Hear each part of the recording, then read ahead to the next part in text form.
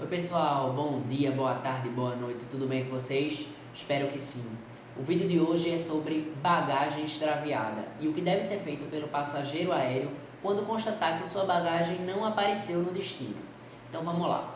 A partir do momento que o passageiro chega ao seu destino no aeroporto e verifica que a bagagem ela não apareceu na esteira da empresa aérea, ele deve se dirigir de forma imediata e preferencialmente no guichê da empresa aérea do setor de desembarque.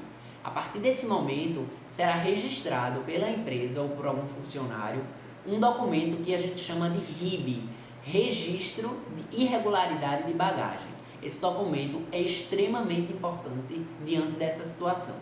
Nele vão constar as características da bagagem do passageiro, como dimensão, cor, inclusive tudo que tinha na bagagem. O passageiro deve descrever essas informações para que futuramente, inclusive, ele não seja prejudicado caso a empresa não localize a bagagem, e também esse documento ele facilita na localização da bagagem, porque quanto mais fidedignas as informações, mais fácil a empresa vai localizar a bagagem do passageiro. E aí, a partir desse momento, a empresa começa as tratativas com outras empresas, inclusive com a mesma empresa, para conseguir localizar essa bagagem do passageiro. A empresa ela tem 7 dias para encontrar a bagagem do passageiro se o voo for nacional e 21 dias para encontrar se o voo for internacional. Caso a empresa localize dentro desses prazos, ela deve entregar a bagagem ao passageiro.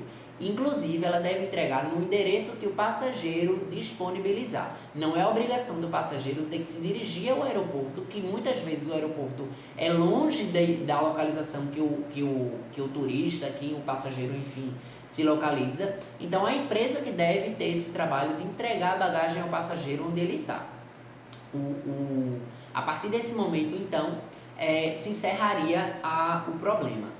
Entretanto, se o passageiro se sentiu prejudicado, se passou muitos dias sem sua bagagem, inclusive isso pode ser objeto de alguma ação judicial ou até uma tratativa administrativa para que a empresa repare os danos. Porque o passageiro, caso ele tenha ficado sem objetos importantes diante de sua viagem, ele sim pode ter danos e esses danos eles devem ser reparados. Então é interessante que numa situação como essa o passageiro ele entre em contato com algum advogado para que converse sobre seus direitos, se existe ou não algo a ser pedido, algo a ser buscado.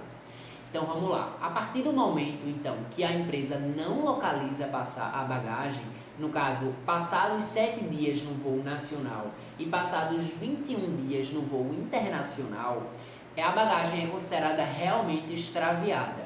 E aí a empresa aérea tem 7 dias, sendo no voo nacional ou internacional, para efetuar a restituição dos valores ou a indenização ao passageiro. Essa indenização ela pode ser feita em créditos da empresa ou ela pode ser feita em dinheiro. O passageiro é que escolhe como deve ser feita essa indenização. Se ele aceita que seja feita em crédito ou se ele pede que seja feita em dinheiro. E aí, caso a empresa não faça, no caso, essa indenização, não forneça essa indenização, o passageiro ele também pode procurar seus direitos. E aí é importante que o passageiro tenha em mãos o registro de irregularidade de bagagem, que foi aquele documento que ele fez.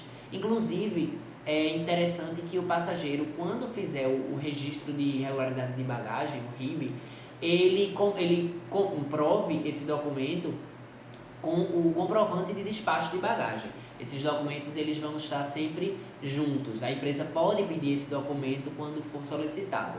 E aí, diante de uma situação como essa, o passageiro ele pode pedir, além de uma indenização por danos materiais, caso a empresa não tenha feito a restituição no prazo de 7 dias, ou caso a empresa não tenha feito a restituição de forma que o passageiro se sinta integralmente compensado diante do extravio da bagagem, ele pode pedir a indenização por danos materiais, que seria basicamente os valores que o passageiro teve de prejuízo financeiro, no caso o dinheiro que o passageiro perdeu, né, com a bagagem, inclusive com o despacho, o valor pago pelo despacho da bagagem, o que tinha dentro da bagagem, a bagagem em si.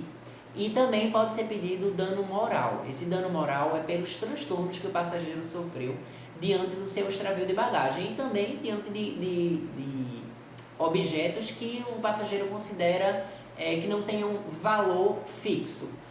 São objetos, por exemplo, que têm um valor apenas sentimental. Então, esse dano moral ele serve para penalizar, para recompor, no caso, os danos que o passageiro teve diante de uma situação como essa. São esses os direitos, basicamente, do consumidor diante dessa situação. Então, espero que tenha ajudado e que essas informações cheguem à maior quantidade de pessoas possíveis.